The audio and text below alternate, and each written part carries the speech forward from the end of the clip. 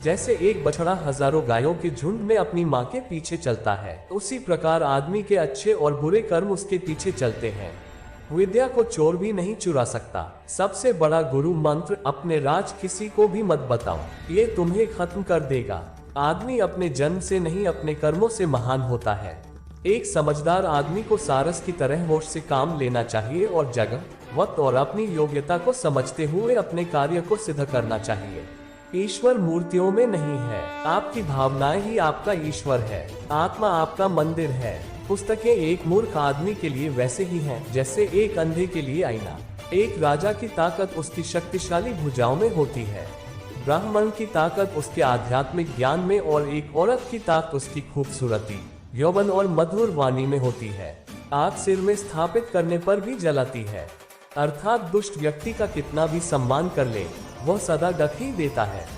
गरीब धन की इच्छा करता है, पशु बोलने योग्य होने की, आदमी स्वर्ग की इच्छा करते हैं और धार्मिक लोग मोक्ष की। जो गुजर गया उसकी चिंता नहीं करनी चाहिए, न ही भविष्य के बारे में चिंतित होना चाहिए। समझदार लोग केवल वर्तमान में ही जीते हैं। संकट में बुद्धि भी काम नहीं आती है।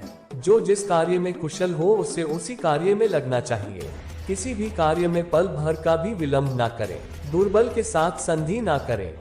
किसी विशेष प्रयोजन के लिए ही शत्रु मित्र बनता है। संधि करने वालों में तेज ही संधि का होता है। कच्चा पात्र कच्चे पात्र से टकराकर टूट जाता है। संधि और एकता होने पर भी सतर्क रहें। शिकार परस्त राजा धर्म और अर्थ दोनों को नष्ट कर लेता है। भाग्य के विपरीत होने पर अच्छा कर्म भी दुखदायी हो जाता है। शत्रु की बुरी आदतों को सुनकर कानों को सुख मिलता है। चोर और राज कर्मचारियों से धन की रक्षा करनी चाहिए। ये मत सोचो कि प्यार और लगाव एक ही चीज है। दोनों एक दूसरे के दुश्मन हैं। ये लगाव ही है जो प्यार को खत्म कर देता है।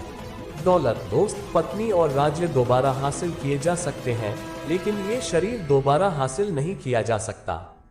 पृथ्वी सत्य पे टिकी हुई है। ये सत्य की ही ताकत है जिससे सूर्य चमकता है और हवा बहती है। वास्तव में सभी चीजें सत्य पे टिकी हुई हैं। फूलों की खुशबू हवा की दिशा में ही फैलती है, लेकिन एक व्यक्ति की अच्छाई चारों तरफ फैलती है।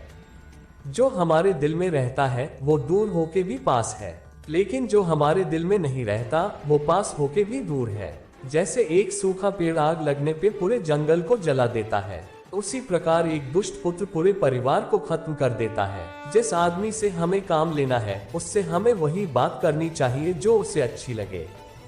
जैसे एक शिकारी हिरण का शिकार करने से पहले मधुर आवाज में गाता है। वो जो अपने परिवार से अति लगाव रखता है भय और दुख में जीता है। सभी दुखों का मुख्य कारण लगाव ही है, इसलिए खुश रहने के लिए लगाव का त्याग आवश्यक है। एक संतुलित मन के बराबर कोई तपस्या नहीं है। संतोष के बराबर कोई खुशी नहीं है। लोभ के जैसी कोई बीमारी नहीं है। दया के जैसा कोई सदाचार नहीं है।